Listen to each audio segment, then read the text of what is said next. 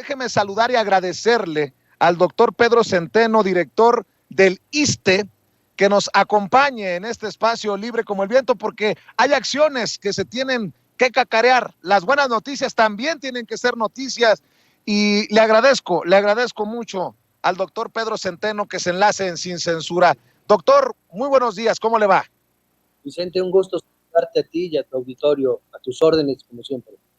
Oiga, pues, a ver, cuéntenos de los esfuerzos que se están haciendo desde el ISSSTE con la inauguración de hospitales, este compromiso para mejorar la salud de los mexicanos desde abajo. Mucha atención y obviamente por razones que son hasta cierto punto obvias. Se habla mucho del Instituto Mexicano del Seguro Social, pero no nos olvidemos del ISSSTE, que también ustedes desde su trinchera están contribuyendo, doctor. Así es, Vicente, efectivamente, la instrucción del presidente de México pues, es mejorar el servicio en esta noble institución que fue creada en 1960, había 500,000 derechohabientes, y hoy, a 62 años, el ISSSTE tiene 13,600,000 derechohabientes. Entonces, pues desgraciadamente el ritmo del crecimiento de la infraestructura no fue el mismo que del crecimiento de la derechohabiencia. Y en ese sentido, la instrucción del presidente pues es mejorar nuestra infraestructura. El primer paso fundamental pues es lo que has comentado. Hemos inaugurado un hospital en Villahermosa, Tabasco, de última tecnología. Tenemos ya prácticamente 10 días de su inauguración. Vamos a hacer otra inauguración. Preparamos un hospital en Morelos, un hospital muy importante que la Sedena nos apoyó para la reestructuración, el Hospital Calero, un hospital tradicional allá en Morelos. Vamos a ir a Tepic, Nayarit, a otro hospital muy importante, nuevo, y terminaremos en el mes de junio, la primera semana de junio, inaugurando un hospital en Oaxaca, que es el Hospital de la Mujer y el Niño Oaxaqueño, que va a ayudar a sustituir el Hospital Presidente Juárez del ISSSTE en la capital del estado. Y esto permite pues la ampliación de nuestra infraestructura y por supuesto nuestra capacidad resolutiva en el segundo nivel. Ese es un tema muy importante, pero lo fundamental, la instrucción del presidente, pues fue fortalecer el primer nivel de atención, la atención primaria a la salud, que es mejorar nuestro servicio en las clínicas de primer nivel del ISSSTE. Tenemos 1,075 clínicas en todo el país del ISSSTE. Recordamos que el ISSSTE pues atiende a toda la burocracia nacional, de universidades, ¿no? De algunos estados, y que, bueno, pues la intención, por supuesto, es mejorar nuestro servicio. Y un dato muy importante, pues atiende a nuestros queridos maestros, que es el gremio magisterial, pues es el más amplio el número de compañeras y compañeros agremiados a él. Entonces, estamos haciendo este recorrido clínica por clínica. Debo compartirte contigo, con tu auditorio, que ya llevamos más de 104 clínicas visitadas para revisar puntualmente cómo están las clínicas, todos viendo lo que es el personal, que esté completo nuestro personal, que tengamos plantillas completas para poder ampliar nuestros turnos. En algunos casos ya tenemos turno matutino y vespertino, pero en algunas unidades se requiere del turno vespertino y estamos generando las condiciones para tener los dos turnos. Y también, pues las enfermedades no paran, ¿verdad? El sábado y domingo, pues también la gente desgraciadamente tiene padecimientos y queremos ampliar el turno sábado y domingo, porque la dinámica social creció, ya cambió también, ya las parejas trabajan y muchos no pueden asistir por la mañana o por la tarde, y estamos dando la opción de tener sábados y domingos nuestras clínicas abiertas. Pero el tema que nos llama mucho la atención, y creo que es algo muy importante, es que orientemos estas clínicas a algo que se debe haber hecho hace muchos años en el país, al tema preventivo. El tema preventivo es fundamental. En el primer nivel de atención, alrededor del 80% de los derechohabientes asisten a estas clínicas. El 12% pasarían a un segundo nivel y el 3% al tercer nivel de atención. Entonces, fortalecer el primer nivel es fortalecer la prevención. Si este país hubiese tomado la decisión a finales de los 60, principios de los 70, implementar una política pública de salud para la prevención, no tendríamos problemas tan graves como los que tenemos hoy en este país. Mira que la pandemia del COVID de alguna manera puso en predicamento a todos los sistemas de salud mundial, obviamente al nuestro, en las condiciones que nos lo dejaron, pues también, y gracias a la agudeza del presidente de México, su capacidad pudo generar una estrategia para salir avantes en el tema de la pandemia del COVID. Pero atrás de la pandemia del COVID, recordemos que tenemos algo muy importante, que es otras pandemias, la pandemia de diabetes, la pandemia de hipertensión, la pandemia de obesidad. Todas ellas a veces pueden derivar en insuficiencia renal, que es un tema que va en aumento muy importante. El modelo de salud de México estaba diseñado para la curación y no para la prevención. Yo creo que la visión del presidente López Obrador de ir hacia la prevención es muy importante, es fundamental. Doctor. Evitar, primero, que los mexicanos pierdan la salud. Creo que es un tema central. Doctor, ¿cómo ha impactado su forma de dirigir el ISSSTE desde que llegó? Que por cierto, no tiene mucho, tiene poco menos de medio año que llegó a dirigir el ISSSTE. ¿Cómo ha impactado su historia profesional, personal, a la hora de precisamente ver la salud hacia los trabajadores del Estado? Y se lo pregunto porque, y me corrige si estoy equivocado, usted es médico cirujano homeópata por el Instituto Politécnico Nacional, doctor. Así es, soy médico cirujano y homeópata, egresado de la Escuela Nacional de Medicina y Homeopatía del Instituto Politécnico Nacional. ¿Cómo estas visiones, dice usted, de ya no curar, sino de apostarle también a la prevención, han cambiado al ISSSTE? Usted llegó, si recuerdo bien, a finales de noviembre o inicios de diciembre del año pasado. ¿Qué ISSSTE se encontró y qué ISSSTE tenemos ahora, doctor? Bueno, sin duda alguna, como tú lo comentas, entramos en los primeros días de diciembre, pues encontramos un ISSSTE con problemas, no exento de los grandes retos y problemas que tiene el país. Yo lo digo coloquialmente, nos lo dejaron en los huesitos, pero ya lo vamos recuperando. Yo creo que la visita a las clínicas de primer nivel ha tenido un impacto muy importante hacia los compañeros trabajadores y hacia los derechohabientes. Nunca en la historia del ISSSTE se habían recorrido las clínicas de ese nivel por un director general. He tenido conversaciones con los compañeros médicos, enfermeras, personal operativo, y por decirte un recuerdo en Hidalgo, en un municipio de Hidalgo, ¿no? Llegué y la doctora cumplía 30 años de servicio, es en Tenzoltepec de Aldama, Hidalgo, 30 años de servicio la doctora, y era la primera vez que iba un director general a su clínica. Me causó sorpresa, casi ella llorando, casi acompañándola, porque efectivamente no se había tomado esa decisión de ir a donde hay que ir. Por eso el presidente dice, menos escritorio y más territorio. Es lo que estamos haciendo. La visión de la cuarta transformación es estar cercana a la gente, estar cercana a los lugares donde se requiere, y dicen que orden dada, no supervisada, vale para dos cosas, para nada y para nada. Entonces más vale estar cercano para revisar las cosas. Y que no me cuente otra historia que encontré en Querétaro, en una farmacia, en la clínica de Tequisquiapan. 2 años tenía el aire acondicionado sin funcionar en la farmacia, y aunque no lo crea, el problema es que en 2 años no he revisado el control como tuviese las pilas bien, ¿no? Así de ese tipo. Entonces, evidentemente, cuando los compañeros de administración en el área médica observan que el director general está en la clínica de primer nivel, tiene que seguir el paso, si no, también que no lo hagan, ¿no? Porque aquí se trata de mejorar el servicio. Y con el ejemplo de es un hombre temprano en actividades, pues nosotros no podemos ser omisos de la actividad, vamos al modo implementar.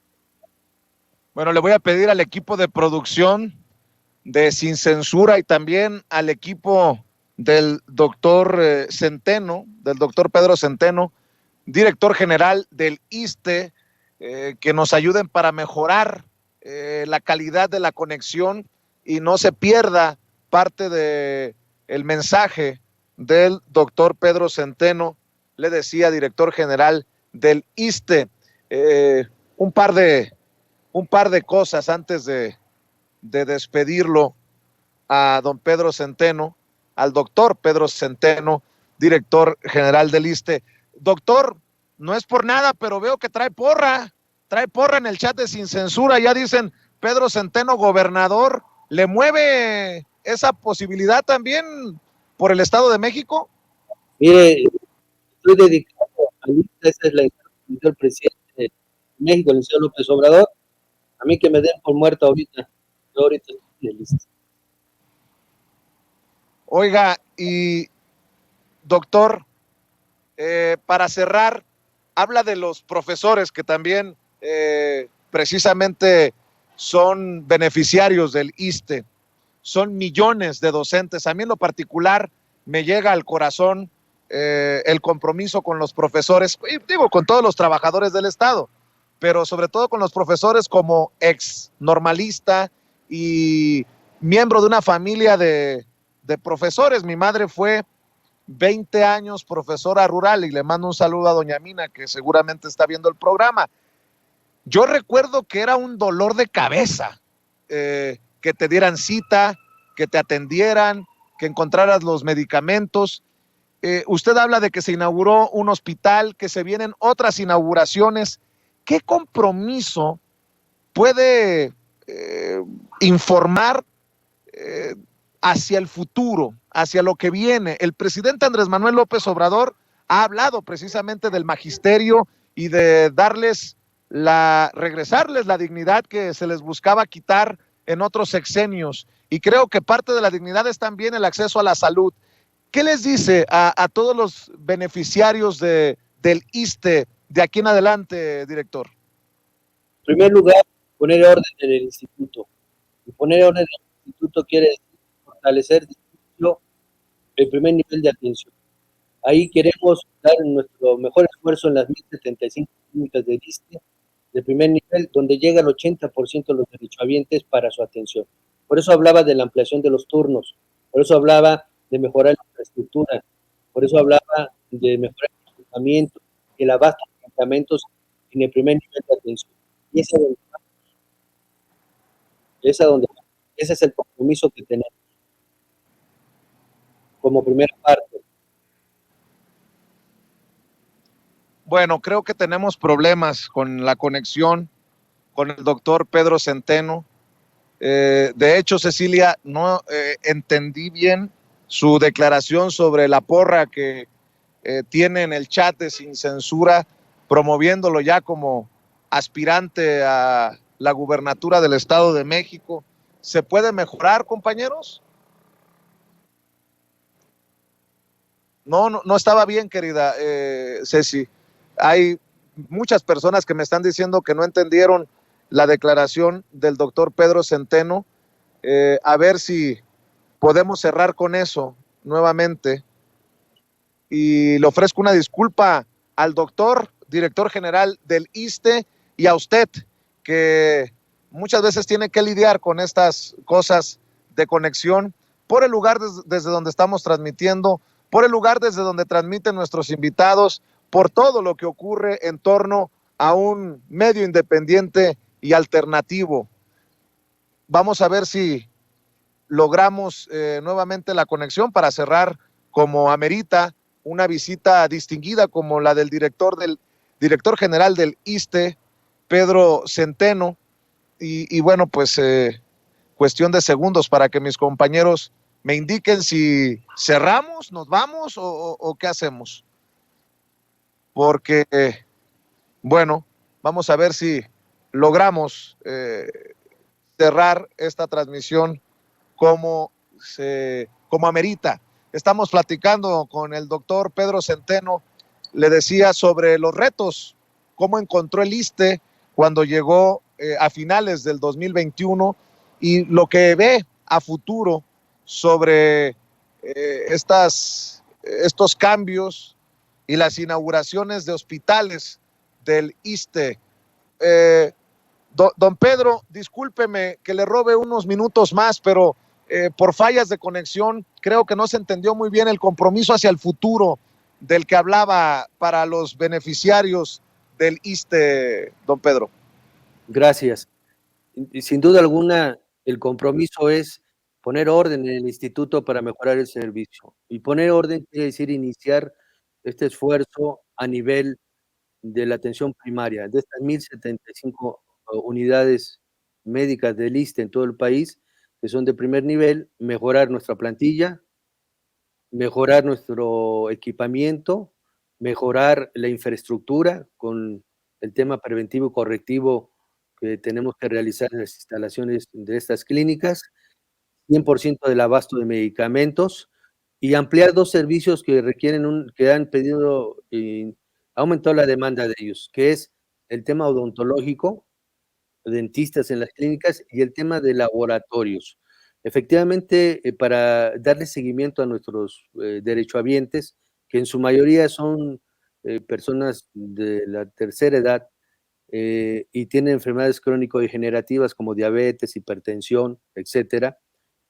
Los análisis clínicos pues, son muy importantes porque son parte de darle seguimiento a su tema, al tema de salud. Entonces vamos a hacer tomas de muestra en las clínicas periféricas para que se vayan a las clínicas de medicina familiar y se procese su muestra ahí y regresen 24 horas para que los médicos tengan seguimiento puntual del estado de salud de ellos a través de los análisis clínicos. Esos serían los compromisos que estamos haciendo de manera inmediata. A mediano plazo, pues mejorar nuestra infraestructura en segundo nivel y pues dejar los cimientos para que el ISSSTE pueda recuperar de nuevo su capacidad resolutiva.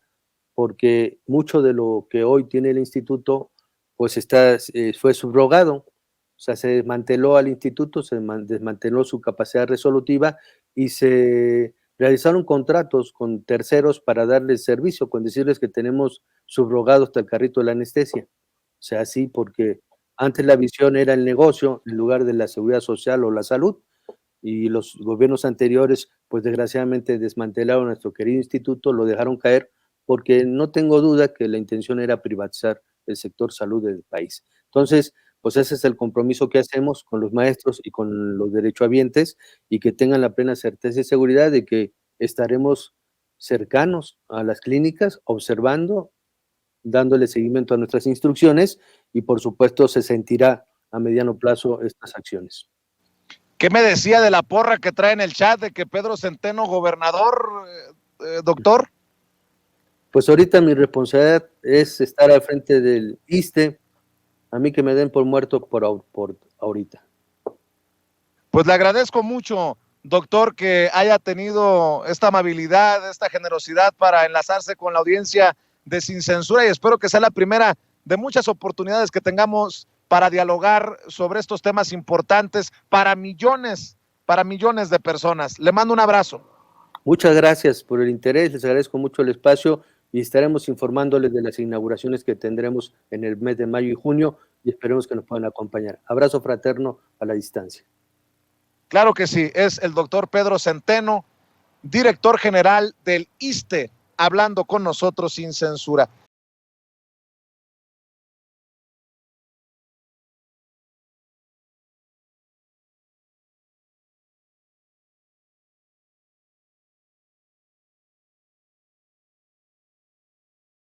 Y déjame también saludar a otro Julián, al querido Julián Atilano, sociólogo, analista y miembro de esta familia Sin Censura, quien ya llegó para hablar de un tema que va a dejar la víbora chillando.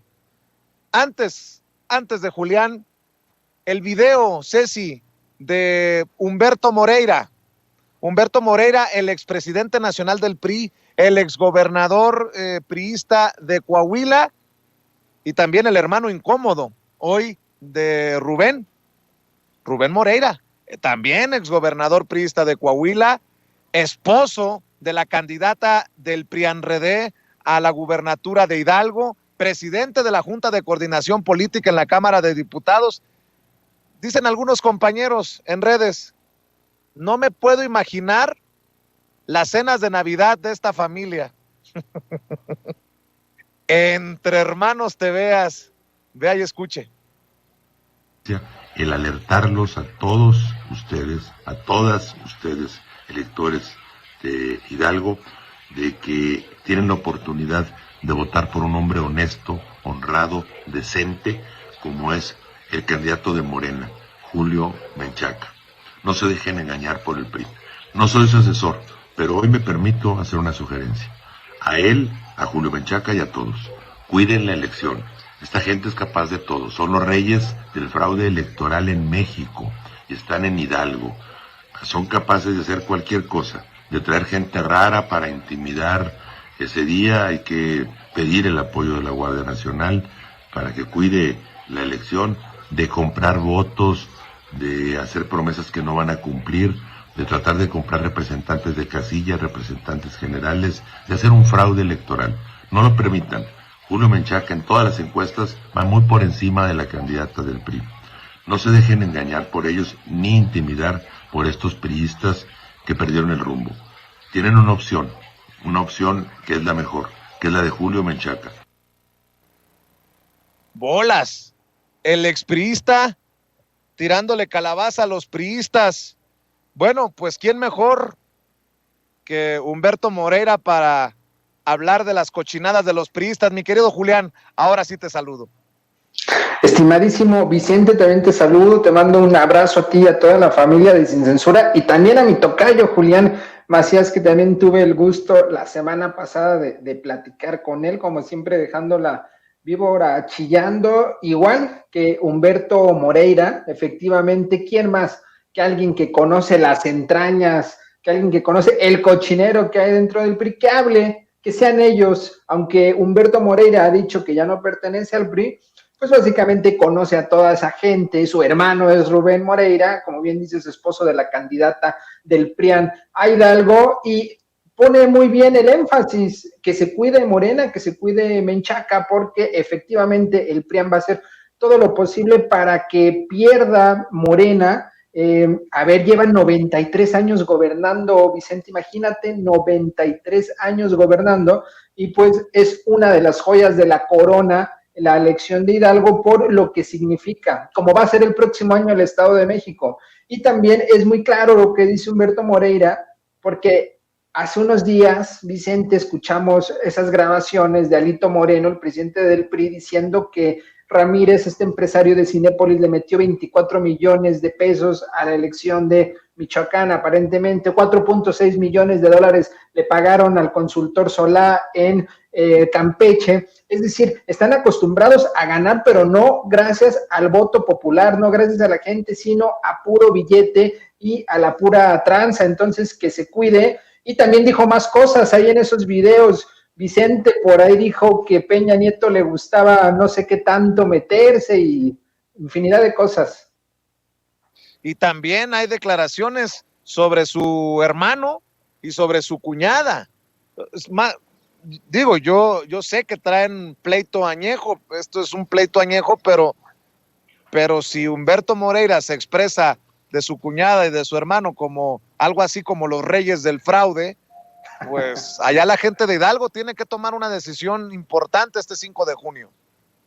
Así es claro si se va a ganar 2-1, salvo que quieran hacer ahí una mega tranza, un fraude realmente gigantesco. Pero también lo que estamos viendo es que hay una disputa que ya no es tan evidente, porque trataron de apagar el fuego, pero esta Carolina Villano, que fue secretaria general del PRI de Hidalgo, no era la candidata del gobernador Omar Fayad. Recuerda que en diciembre del año pasado hubo un pleito entre Alito Moreno y Omar Fayad, porque Alito quería poner su candidato, bueno, se impuso, y Omar Fayad también quería poner una candidatura, y le dijeron, desde la presidencia nacional del PRI, le dijeron a Omar Fayad que lo que quería hacer el actual gobernador era poner a alguien que fuera modo para Morena, porque según ellos está muy involucrado ya con Morena, lo cual hay algo de cierto, sí hay una relación tersa entre Omar Fayad y Morena, pero bueno, cualquiera que pongan, incluso esta Caro Villano, pues va a perder, porque la gente ya está cansada, en Hidalgo ya están cansados de toda la corrupción que ha habido, y ahora pues va a haber cambio, va a haber una transición, y la gente conoce quién es Rubén Moreira y quién es Caro Villano. Son dos personajes que han estado metidos en la corrupción. Vicente, Rubén Moreira recibía dinero, le pagaba los viajes este empresario Ancira, recuerda que hasta ha salido en las mañaneras. Son tipos que han estado metidísimos en la corrupción, en esto de Altos Hornos de México. Ahí estuvo implicado Rubén Moreira, y incluso se les llama que es el jefe político del PRI. Es decir, es bien interesante porque en estas elecciones que va a haber en junio de este año, la de Hidalgo particularmente es importante. Uno, porque nunca ha perdido el PRI, y dos, porque hay operadores políticos del PRI muy importantes, muy tranzas, metidos ahí, y que gane Morena ahí va a ser un triunfo muy importante. Así es, mi querido Julián. Oye, Julián, estoy viendo declaraciones de Humberto Moreira. Ya no estoy en ese partido en referencia al PRI por decisión de la camarilla de frívolos que ahora se encuentran en él. ¿Quién se pondrá el saco? ¿Malvadito Moreno? ¿Su hermano Rubén? ¿Quién? Y luego dice, soy un hombre que ve que pueden tener al mejor gobernador en Hidalgo, Julio Menchaca. Se los digo yo, que conozco perfectamente bien al esposo de la candidata y sé de lo que son capaces de convertir a Hidalgo en un estado lleno de balaceras, muertos, ejecuciones extrajudiciales y donde se robarían la tranquilidad de todos los hidalguenses. Chingateza, como dirían en el rancho, mi querido Julián. Pues mira, Vicente, y ahora con Omar Fayad se ha detenido justo porque el gobierno federal ha tenido la capacidad de entrar. Pero ¿qué estado era el principal en materia del huachicol? Era Hidalgo. En esos 93 años que han gobernado los priistas Hidalgo, justo hicieron que se convirtiera en la mina de oro para los corruptos. ¿Cuántos de esos priistas no han estado metidos en la corrupción, en el robo de gasolina del huachicol, en el estado de Hidalgo? Es importante que la gente salga y vote a favor del cambio para que ya no vuelvan más estos corruptos en el estado de Hidalgo. Y efectivamente, si llega los tentáculos de Rubén Moreira vía su esposa, pues efectivamente convertirán en un cochinero el estado, ¿no? Es lo que están intentando hacer. Afortunadamente, en todas las encuestas sí se ve una diferencia sustancial. Mira, es Oaxaca, Quintana Roo, en Hidalgo, la diferencia que trae Morena está cantada, diríamos que son estados donde el resultado ya podemos decirlo, va a ganar Morena. Hay algunos más disputados, pero hay que cuidar y evitar que hagan estas tranzas. Mismo Humberto Moreira decía que entre la Guardia Nacional, porque ya sabemos cómo actúan estos priistas. Van a comprar votos, van a intimidar gente, van a tratar de enrarecer la elección y en una de esas hasta robar las urnas, Vicente. Así es. Y ya que estás hablando de encuestas, Julián, ¿qué te parece si para cerrar pongo sobre la mesa esta encuesta que apunta a que el presidente Andrés Manuel López Obrador mantiene su aprobación? Lo leo del Universal. Dice, encuesta, AMLO mantiene aprobación pero preocupa inseguridad. Un estudio de opinión de la empresa demoscópica Buendía y Márquez para el diario El Universal señala que el 63% de la población mexicana aprueba la gestión del presidente López Obrador. Por el contrario, un tercio de las personas entrevistadas expresó su descontento con su desempeño. A detalle, el 28% dijo aprobar el trabajo presidencial por los programas sociales y el combate a la pobreza, es decir, que casi la mitad de quienes avalan el trabajo del presidente lo hacen por esas razones. Respecto a la percepción de que es momento de exigir resultados a la actual administración, el 57% de los encuestados opinó a favor. Dicha cifra significa un aumento del 8% respecto a febrero, mientras el 39% consideró que aún es demasiado pronto para exigir resultados al gobierno. Mi querido Julián, pues yo no sé por qué la pregunta es si es tiempo de exigirle resultados al gobierno. Creo que se le ha exigido resultados desde siempre y el presidente Andrés Manuel López Obrador ha sido el primero en decir que la tarea pendiente es en el tema de la inseguridad precisamente. Notable que el presidente todavía anda entre 6 y 7 de aprobación entre cada 10 mexicanos, Julián. Es impresionante la aprobación que tiene el presidente y lo repito, Vicente, no es popularidad,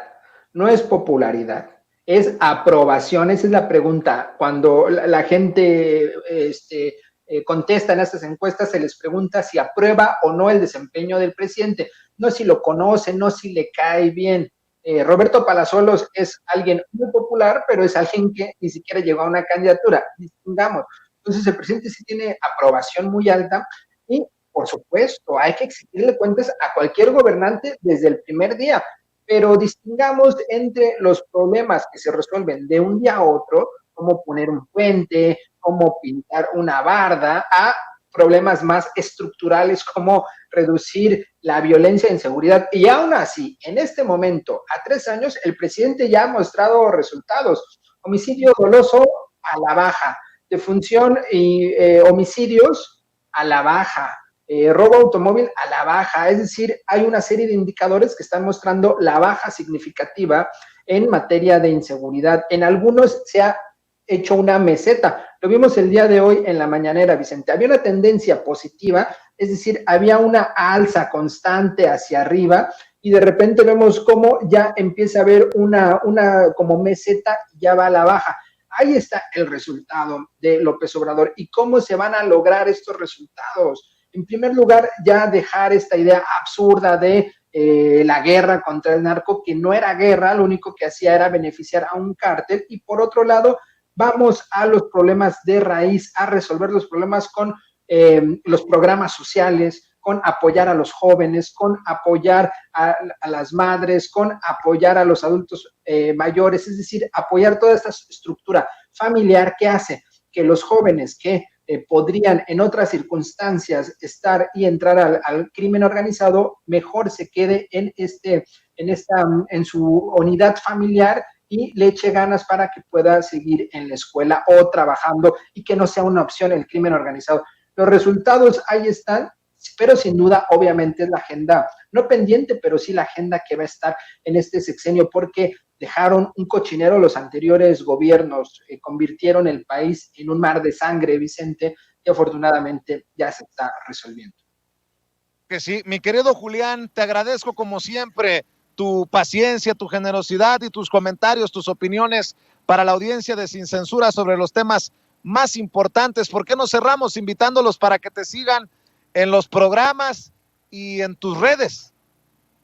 Muchas gracias, Vicente. Para mí es un placer estar aquí en Sin Censura. Síganme en @Julián Atilano en Twitter y todos los jueves a las 9 de la noche en Señal Tlatelolco con mi compañera Marcela Román. Ahí estamos. Y Vicente, quisiera rematar con esto. Hay que decirle a nuestro amigo Julián Macías que esta información sobre las cuentas que siguen a Loret de Mola la haga pública, porque yo creo que eso va a hacer chillar a la víbora. Así es, eso te lo prometo, mi querido Julián, que tu tocayo va a dar a conocer aquí en Sin Censura los datos. Te mando un abrazo, Julián, y estamos al pendiente. Otro de regreso. Gracias, el maestro Julián Atilano, hablando con nosotros sin censura.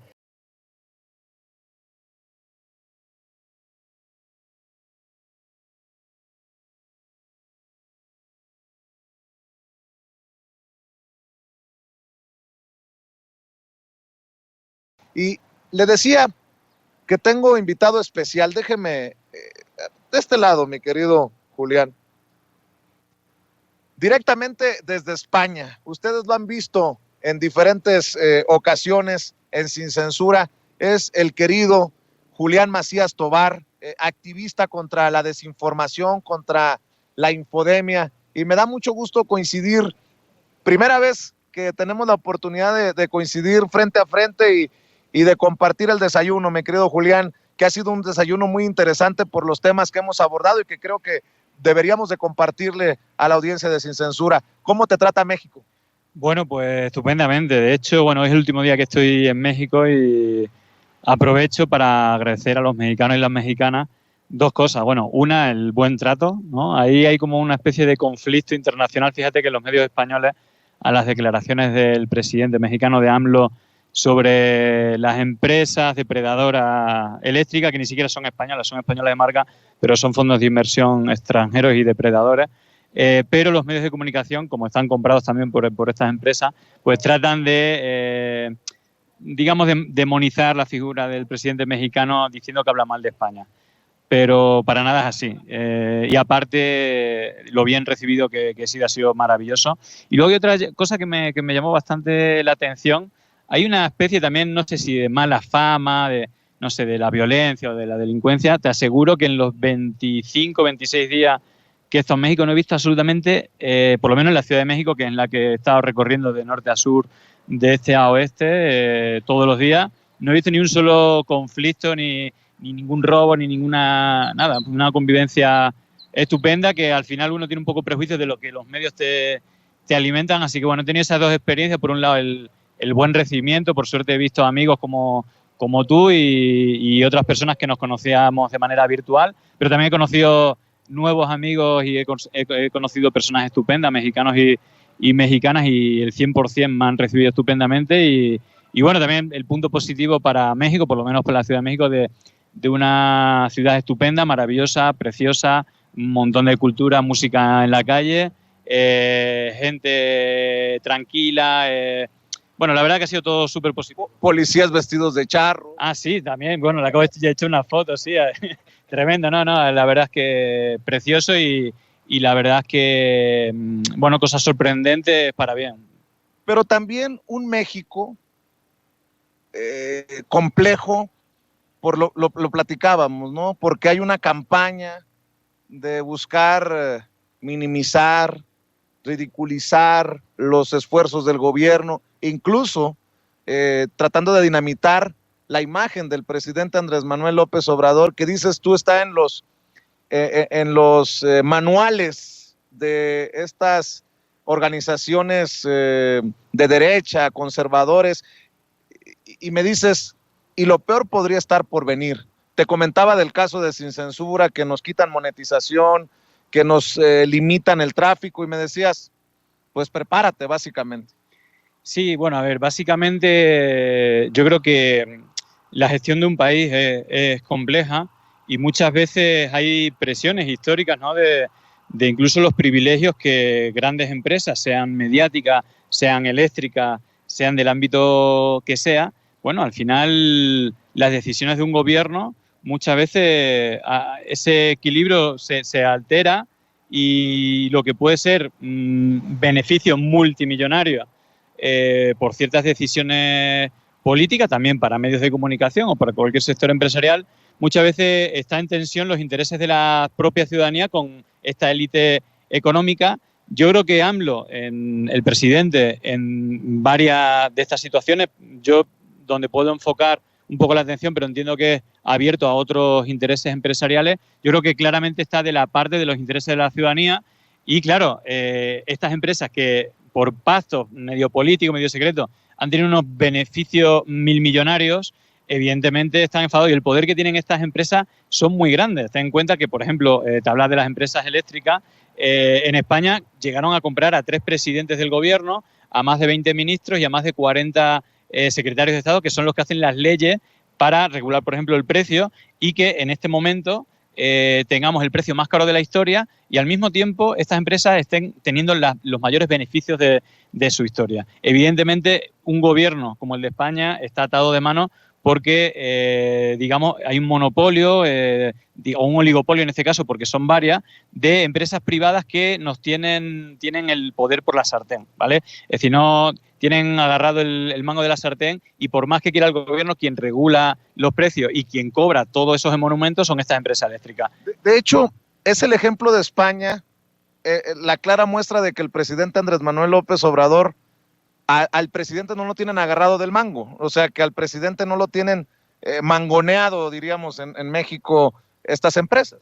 Claro, precisamente el lunes de la semana pasada fui a la mañanera y tenía la intención de hacerle 2 preguntas. Una por Pegasus, ya que México lidera el ranking de espionaje por los gobiernos anteriores de Felipe Calderón y sobre todo de Peña Nieto. Pero la otra pregunta que le quería hacer un poco para ver de qué lado no solamente está, sino iba a estar, le quería preguntar si se podía comprometer a que nunca iba a estar a sueldo de alguna de estas multinacionales como lo está Felipe Calderón o de una manera o de otra Peña Nieto fue ayudado en la campaña y de otra manera para privatizar Pemex y lo que es de todos los mexicanos, que quedara en manos de 3 o 4 personas que luego le ayudarían en campaña sucia y en todo esto. Y eso creo que es interesante porque al final es de qué parte estás, de esa élite económica milmillonaria gracias a este tipo de acuerdos de, bueno, nos repartimos lo que es de todos entre unos poquitos, o realmente en aquellos sectores estratégicos como es la energía, la electricidad, está del lado de la ciudadanía, ¿no? Y de tener unos precios que no son abusivos, pero sobre todo, y yo ponía el ejemplo de Pemex, ¿no? Me cruzaba, veía los precios y están la gasolina a la mitad de precio que en España, ¿no? Con Repsol o con otras empresas petroleras, pero sobre todo cuando uno llena el depósito aquí en México, no solamente le está llenando de gasolina el depósito de su coche, sino que también está llenando, digamos, de fondos para que los hospitales públicos sean mejores, las escuelas públicas sean mejores o incluso haya una subida de sueldo a los maestros que bien merecidos se lo tienen, ¿no?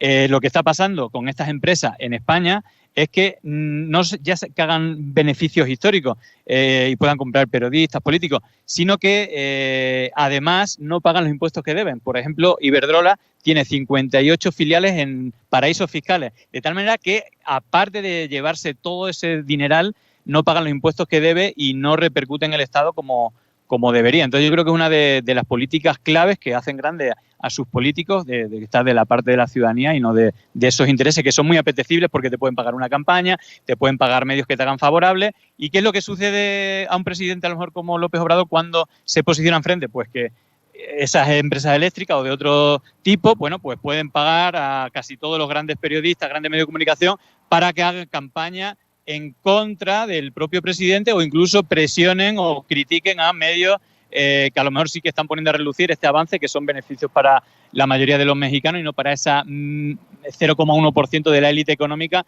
que tiene la capacidad de comprar políticos, medios, etcétera, pero que van en contra de los intereses de la ciudadanía. Me decías del tema de México, pero México nada más es una pieza, no sé qué tan importante, de ese ajedrez de los grandes intereses y muchas veces oscuros intereses. Me ponías bueno, recuerdo que aquí en Sin Censura hemos hablado del tema de Bolivia, de Ecuador, estás hablando del tema de España, México. Para que le quede claro a la audiencia, no es, bueno, aquí en México sí es contra López Obrador, pero esto es un movimiento mundial de la derecha contra gobiernos como el de Pedro Castillo en Perú, por ejemplo. No sé, creo que es muy importante que nos quede claro que el presidente no solamente se está enfrentando a las Lili Téllez, a las Kenia López Rabadán, a las Xóchitl Gálvez, se está enfrentando a algo que tal vez no nos quede ni claro qué tan grande es, Julián. Sí, bueno, esta lucha es histórica, no es de ahora. Yo muchas veces le llamo a esta Operación Cóndor 2.0 y tiene una red internacional, un financiamiento infinito y precisamente cerrando el tema de la reforma eléctrica, al final contra los que se enfrenta, ¿no? Al nivel político, pues son los que sostienen carteles diciendo que queremos energía más barata y más limpia, defendiendo a estas empresas que tienen la capacidad de pagarle a esos políticos para que pongan esos carteles, pero en cuanto tuvieran el control, iban a velar por sus intereses, que es el máximo beneficio y perjudicar los de la ciudad. Pero en todo caso, fíjate que históricamente, ya en la Operación Cóndor, la escuela de Chicago, Milton Friedman proponía que el Estado había que acabar con él, la sanidad pública, la educación pública, las pensiones, eliminar los impuestos para los ricos, liberar, que no existe un sueldo mínimo. Bueno, todo ese tipo que ellos llaman libertad, pero es libertad para hacer lo que le dé la gana y no respetar ninguno de los intereses de la ciudadanía. Y bueno, esto evidentemente en la Operación Cóndor digamos que se fraguó en dictaduras militares que pusieron gobiernos neoliberales pero que en la actualidad opera de otra manera. Al final, por ejemplo, estas fundaciones de las que yo hablo, la Red Atlas Network, que aquí tiene presencia, además con un personaje, no solamente Sergio Sarmiento, sino el Grupo Salinas, detrás de, por ejemplo, una de estas fundaciones, y que no tiene ningún remordimiento, por ejemplo, cuando hubo un golpe en Bolivia, de Sergio Sarmiento entrevistar a Vargas Llosa, al Tuto Quiroga, diciendo que el golpe lo dio Evo Morales y que en realidad eso fue una llama de libertad, y cuando fue un auténtico golpe con todas las letras para intentar quedarse con los recursos de los bolivianos. Ya lo intentaron en 2008 por el gas y lo intentaron hace 2 años por el litio, pero lo van a seguir intentando como lo hicieron en 2012, una campaña sucia para que Peña Nieto entrara al gobierno y privatizara lo que es de los mexicanos, que es Pemex, y de hecho hay documentos de empresas que le ayudaron en campaña. Y aprovechando que me das micrófono, cada entrevista que he dado aquí lo quiero resaltar. Hay cosas gravísimas, por ejemplo, que una empresa de Estados Unidos llamada Celes Strategies operó creando cientos de miles de cuentas falsas apoyando el golpe de Estado en Bolivia, pero ojo, esa misma empresa, según un reporte de Facebook, no que lo dijera yo, que también lo dije, sino que Facebook hizo un reporte que no solamente apoyaron el golpe en Bolivia, sino que atacaron con millones de dólares y creación de cuentas falsas y mensajes de odio, difusión de fake news contra el gobierno de México y de Venezuela. Y que quien estaba detrás de esta operación es un señor llamado Mark Feinstein, que después de haber sido pillado haciendo todo esto, ha sido elegido por Biden como principal asesor de la USAID, que es uno de los organismos principales de, digamos, donación. El que financia a mexicanos contra la corrupción y la impunidad, por ejemplo. Exactamente, la NET, la National Endowment Democracy, depende de la USAID, y al final la NET, que fue creado por Ronald Reagan, pues es una especie de reordenar lo que era la CIA. Ya quedaba muy feo de la CIA está operando y apoyando golpes en todos los países, así que le pusieron un nombre muy bonito y financian organismos que tienen unos nombres muy bonitos, pues Mexicanos contra la Corrupción, es precioso, ¿no? Ojalá y todos los mexicanos estuvieran contra la corrupción, pero claro, ocupan ese nombre, tienen financiación de los Estados Unidos, pero al final, ¿cómo termina siendo? Es un operador político contra el presidente del gobierno que defiende los intereses de la ciudadanía, por lo menos en cuestiones empresariales y como son las empresas eléctricas. Entonces, hay toda una red, es decir, hemos hablado por un lado de la red Atlas Network, que tiene más de 600 fundaciones en todo el mundo, en México tiene 5, pero estamos hablando de la financiación de diferentes organizaciones en la NET, que operó también para dar el golpe en Bolivia, ahora mismo está operando en Ecuador para acciones de Lawfare por ejemplo, contra Jorge Glass. El medio de comunicación que hace unos días filtró un vídeo manipulado, Código Vidrio, está financiado por los Estados Unidos, pero los difusores principales de esta causa, por ejemplo, Fernando Villavicencio, financiado con $170.000 por la NET en su fundación Mil Hojas, o es decir, hay toda una red, o Fernando Verde Soto, que era el director del Centro Nacional Electoral, que no solamente, por ejemplo, del propio Villavicencio subió a Fiscalía la denuncia de Villavicencio contra Correa para que no se pudiera presentar. Así que hay toda una red, y a estas 2 patas que te he dicho del dinero de los Estados Unidos más Atlas Network hay que sumar una tercera pata que también tiene, fíjate si tiene peso importante, que la organización más importante, está hablando de una red de organizaciones ultracatólicas como el Yunque, tiene su origen, o Legionarios de Cristo, tienen su origen en México, aunque también se han desarrollado en España, pero que tienen un peso crucial dentro de la dirección del PAN históricamente, pero también de organizaciones muy importantes como Coparmex, ¿no? Que llegaron a hacer campañas digitales a favor del INE, ¿no?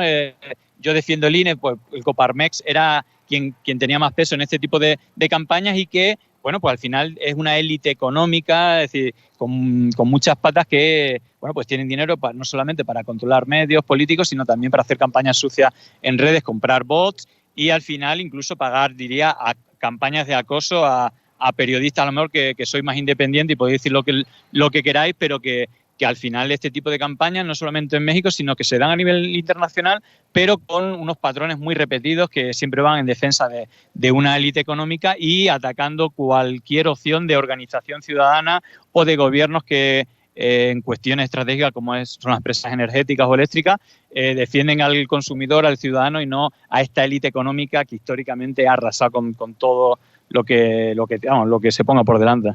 Déjame preguntarte 2 cosas para cerrar, porque además tienes que correr, mi querido Julián. Hablas del tema de las eléctricas, de las empresas eléctricas. Acá nos achacaron violencia por llamar a los políticos traidores a la patria. Yo sí creo que son traidores a la patria. Hay traidores a la patria en España. ¿Qué piensas de señalar a estos personajes que defienden a esas empresas que les tienen la bota en el cuello a ustedes en España, al usuario, a la gente de a pie? ¿Qué piensas de eso? Y si tú estás de acuerdo en llamarles traidores a la patria, porque me imagino que hay muchos también allá. Sí, yo creo que te quedas corto. Son vendepatria y son lamebotas del poder. Es decir, así de claro. Es decir, es la única posibilidad que tiene esta élite. Es decir, muchas veces hablamos de las campañas de odio, de fake news. Hay una cuestión clave que es histórica y es que esta élite económica que subyuga los intereses de la ciudadanía solamente puede pervivir, es decir, necesita una cuestión vital para su supervivencia, que es engañar a la gente.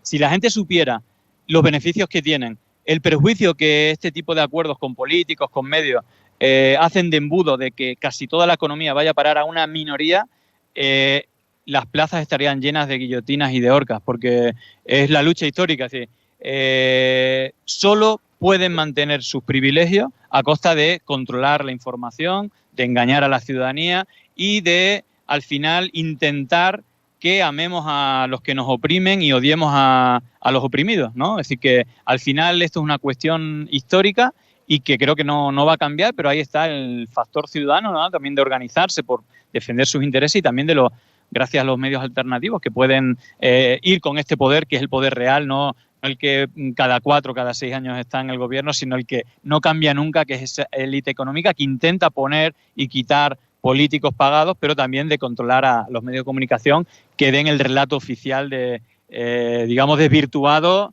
que defiendan, bueno, pues, o que oculte esos abusos. Y como digo, la élite económica históricamente solo le interesa la democracia cuando no toca sus privilegios. En cuanto toca un poquito sus privilegios, la democracia ya no les interesa tanto. Déjame decir algo con lo que no estoy muy de acuerdo contigo, por la referencia a horcas y guillotinas, porque seguramente se van a ofender muchos que están viendo la programación y que son de los conservadores que van a decir, oye, no, a ver, yo he dicho que los traidores a la patria se les tiene que pasar factura en las urnas, nada más para que quede claro. Nunca la connotación violenta. No, por supuesto, obviamente, no, creo que ya estamos en otros periodos, pero digo que históricamente al final ha habido siempre una lucha entre una élite y el pueblo. Pero hago la aclaración, ¿sabes por qué?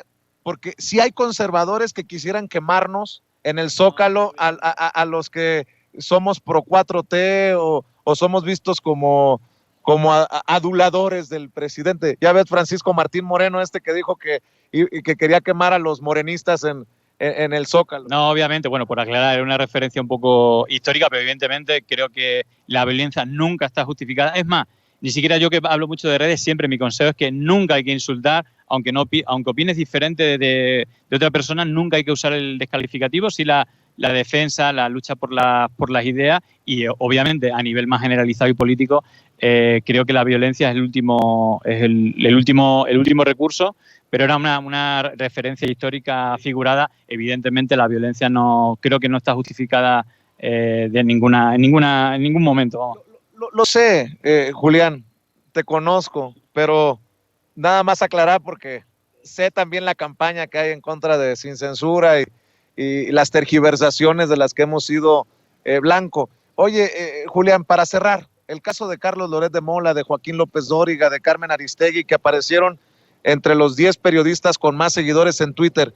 Me decías cuando te lo propuse al aire hace unos días que no habías tenido la oportunidad de echarle un ojo. ¿Ya has visto un poco de esta situación? ¿Qué has encontrado? Sí, bueno, a ver, hay, digamos que descargarte, es decir, hay muchas herramientas, ¿no?, que son gratuitas, que pones un nombre y te dice el 57% de los seguidores son falsos. Bueno, eso no vale para nada. Solamente te recogen 1000 seguidores, que suelen ser los primeros o los últimos. Por lo tanto, en una cuenta con 9 millones de seguidores no vale de nada. Lo que sí hice es descargarme todos los datos, tengo que analizarlo con profundidad, pero de momento puedo decir, por ejemplo, de Carlos Loret de Mola, que de los 9 millones, 5 millones son cuentas con menos de 5 seguidores y que también en torno a 4.900.000 son cuentas que hace más de un año no ponen ningún solo tuit.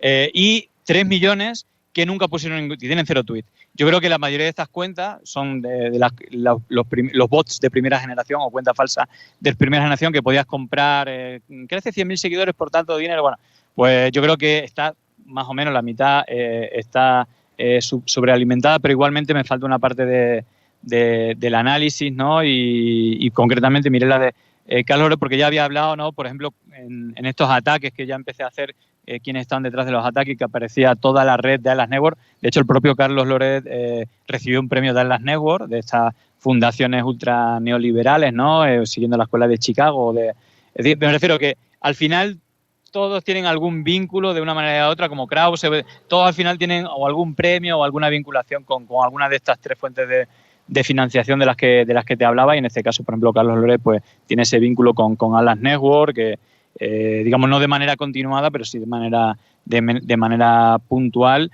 Y bueno, ya que me nombra, tampoco conozco mucho el nivel periodístico. Sí que Carlos Loret claramente, aparte tiene una financiación ahí un poco medio rara, la sede está en un paraíso fiscal, en Delaware, bueno.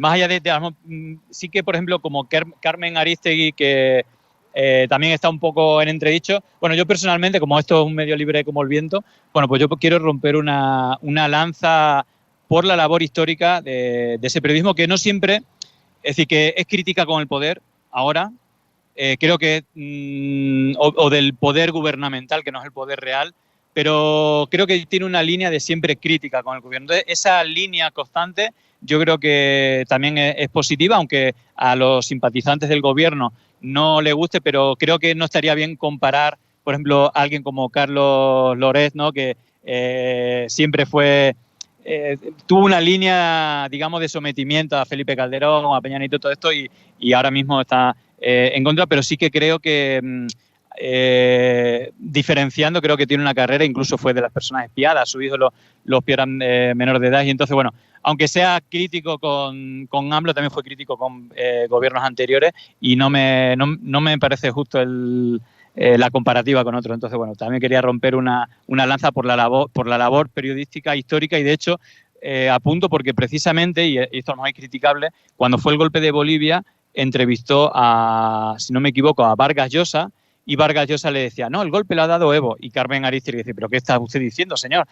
No sabe lo que está diciendo. Es decir, que yo creo que ella sí que tiene un criterio, puede ser criticable, pero un poquito más elevado que otros personajes que sí operan aquí en México. Entonces, bueno, también quería decirlo. Todas las opiniones caben en Sin Censura, mi querido Julián, y esto demuestra que no hay una consigna contra Carmen, ni siquiera una campaña, ni línea a quienes entrevisto en este espacio libre como el viento.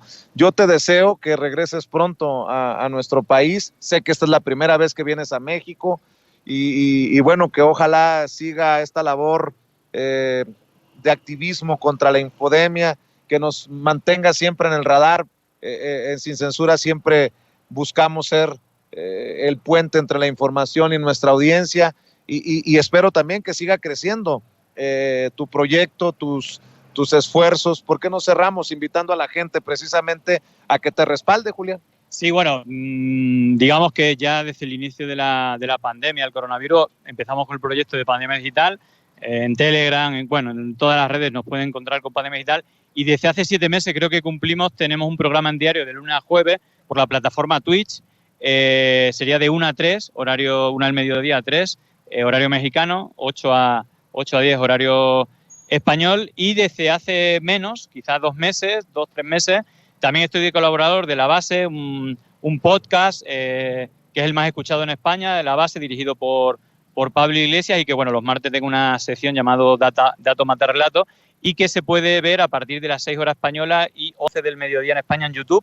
También se sube a Spotify, a iVoox y a diferentes plataformas de audio, y bueno, creo que ha tenido muy buena acogida este programa, y mete un poco dedo en la llaga de estas relaciones de poder, de intereses económicos, élites económicas, medios de comunicación, y cómo tratan de engañarnos, los más medios tratan de engañar a la población. Bueno, entonces creo que es bastante interesante. Si no lo habéis visto o escuchado alguna vez, bueno, pues también aprovecho no solamente para invitaros a escuchar o ver Pandemia Digital, sino también La Base, que por suerte está teniendo muy buena acogida en España. ¿Y en Twitter cómo estás? Julián Macías T. Así que ahí, mira, precisamente ayer o antes de ayer hice un hilo hablando, precisamente ayer tuve también una charla en el Instituto Nacional de Formación hablando de lawfare y fake news, y 2 días antes había publicado un hilo sobre la campaña, digamos, de odio contra Jorge Glass, ex vicepresidente del gobierno de Ecuador, y cómo medios financiados por Estados Unidos lanzaron esta campaña contra Jorge Glass unos días antes de que lo vuelvan a encarcelar después de haber estado 5 años. Ha estado como 2 semanas libre y otra vez lo han vuelto a encarcelar, pero acompañado de una campaña de desinformación. Bueno, ahí para que vean esto que estamos hablando de la financiación de Estados Unidos para operar también políticamente, en este hilo se ve claramente, hay más de 15 referencias a medios y personas financiadas de los Estados Unidos que han operado contra la democracia en Ecuador, y cuando veas cómo es la barba de tu vecino cortar, pon la tuya remojar, pues... Bueno, en la región se están dando situaciones de estas y México yo creo que no queda impune de estas. De hecho, los operadores son los mismos. Así que, bueno, yo le pediría a la ciudadanía también que esté atenta y, bueno, y al gobierno, ¿no? Ahí hacía un reclamo que no lo hacen ni los medios ni el propio gobierno, pero es un aviso. Es decir, alguien que está dentro del gobierno de Estados Unidos ha hecho campaña sucia creando cuentas falsas para atacar a este gobierno. Qué menos que una reclamación al gobierno de Biden diciendo por qué usted pone de máximo responsable del organismo más importante de relación entre México y Estados Unidos a alguien que ha sido pillado haciendo campañas de fake news y creando cuentas falsas contra el gobierno de México. Qué mínimo que una petición en este sentido, ¿no? Así que, bueno, si... Aunque no se les da mucho por responder los posicionamientos diplomáticos. Bueno, mira, de AMLO se puede criticar ciertas posturas, yo puedo ser crítico, pero en la agenda geopolítica yo le doy un 10 y está liderando claramente, y con el tema de la cumbre de las Américas se ha visto, yo creo que una agenda valiente, como él dice, mirando al sur más que mirando al norte. Yo creo que es necesario para la región que haya un liderazgo en este sentido, y yo lo que digo, en el momento que los países de América Latina se organicen van a ser primera fuerza mundial. Lo único que llevan muchos años de sometimiento histórico y hacen falta liderazgos que luchen por la soberanía, primero a nivel nacional de los mexicanos, pero en segundo lugar a nivel regional, sumando energía y sinergias económicas, sociales, políticas, históricas de una gran región, el concepto de patria grande que yo defiendo claramente, porque el pueblo no solamente de México, sino de toda América Latina históricamente ha sido sometido por estas grandes, o bien imperios o bien multinacionales, ¿no? que han absorbido casi toda la riqueza, pero creo que el pueblo de América Latina y de México se merece tener esa soberanía, ser una patria rica con toda, digamos, sus servicios cubiertos, es decir, que cualquier persona, por muy humilde que sea el origen de su familia, tenga todas las oportunidades para tener la mejor salud, la mejor educación y estar en igualdad de condiciones al resto de ciudadanos. Yo creo que eso es ser patriótico, ¿no? Ser patriótico no es el banquero o el que sale en la tele, sino es la persona más humilde de ese país. La condición de que esté esa persona pues refleja muy bien el nivel de cómo la patria protege a su ciudadanía, y aquí hay un pulso precisamente entre el neoliberalismo, esta élite económica que le da igual los intereses de todos, y al final hay, como te decía, históricamente gente en la sociedad civil, en organizaciones, en activistas políticos que luchan para revertir esta situación, pero que históricamente estas élites económicas les atacan y tratan de incluso convencer a la ciudadanía provocar odiar a esa gente, y yo creo que ahí sí tiene que estar despierta la gente, y mi reconocimiento al presidente por la agenda tan valiente, en otras no tanta, pero a nivel geopolítico de relación con los países del entorno creo que es todo un ejemplo y creo que es el camino adecuado, ¿no? Una patria grande, fuerte, sinérgica entre los países de América Latina, hermanos. Además, la ciudadanía no solamente en México, sino en cualquier otro país, la gente, a pesar de ser humilde en muchas situaciones, es maravillosa, y yo creo que esa gente y ese pueblo de todos los países de América Latina tienen que unirse y no estar sometida a fuerzas externas que normalmente no quieren lo mejor para la ciudadanía, sino absorber y lo mejor para su bolsillo. Así que, bueno, ese es mi deseo para el corto, medio, largo plazo. Bueno, el horizonte tiene que ser una patria grande que defienda a todos sus ciudadanos. Creo que se va a conseguir y, desde luego, AMLO es una de las figuras importantes para ir en esa dirección. Así que mi reconocimiento a esa labor, más que sea crítica en otras partes, pero ahí lo veo como claro y un liderazgo fuerte para contagiar al resto de países y que se consiga que no haya ni una persona en América Latina que pase hambre o que no tenga educación o sanidad pública de calidad y gratuita. Te escucho con tus comentarios, Toño, mientras despido al querido Julián Macías Tobar, que literalmente corre a irse al aeropuerto porque tiene que regresar a España. Mi querido Toño, muy interesantes los puntos que nos pone sobre la mesa, Julián. Sí, y quiero por favor pedirte, Vicente, que le mandes nuestro cariño aquí de todo el equipo de Sin Censura al queridísimo Julián Macías Tobar, que siempre, como tú mencionas, deja la víbora chillando con sus hilos y nos explica de pe a pa con datos, con los pelos de la burra en la mano, como decimos los mexicanos, todo lo que ocurre en cuanto a estas campañas de desinformación, a estas campañas de fake news. Me da mucho la atención lo que nos está planteando aquí Julián Macías Tobar. Nos advierte que estas campañas por parte de las élites empresariales del mundo solamente incrementarán en México. Y hay algo que no podemos dejar pasar, pero para nada, se lo comento a ustedes que nos ven y que nos escuchan, público consentidor, como a nuestros compañeros, bueno, ahora despidiendo a Julián, es que están intentando minimizarnos a muchos de los periodistas independientes al nivel de los insectos.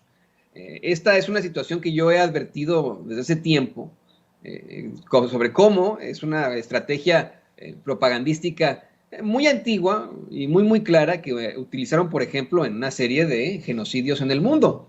El último genocidio en el que utilizaron esta estrategia de minimizar a la gente y ponerlos al nivel de insectos fue en Ruanda, donde a la etnia Tutsi se le consideró en los medios de comunicación tradicionales, por parte de figuras políticas, comenzó a llamarse a la gente de esa etnia cucarachas, para que cuando la gente tuviera la oportunidad de verlos en las calles o etcétera, los agrediera. Y ese genocidio es terrible.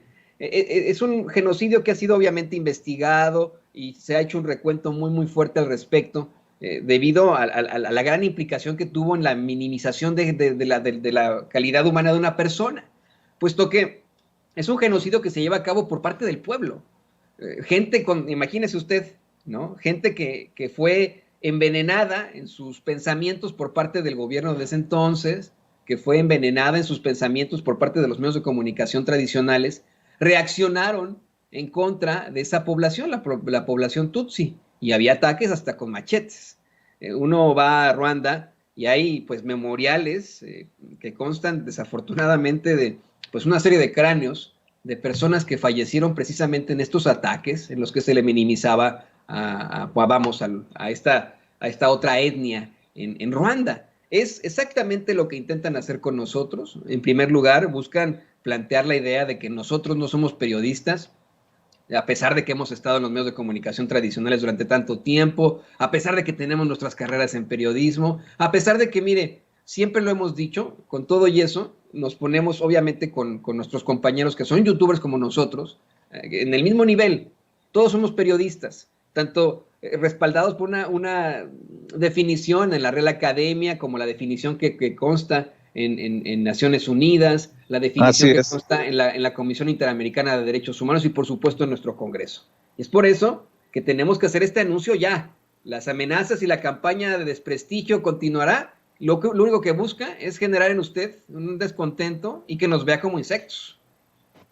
No lo vamos a permitir, no nos van a parar, no nos van a doblar, mi querido Toño, eso que quede claro. Amigos, amigas, regresamos en breve, pero mientras seguimos hablando sin pelos en la lengua, sin censura, usted puede suscribirse a nuestros 3 principales canales en YouTube.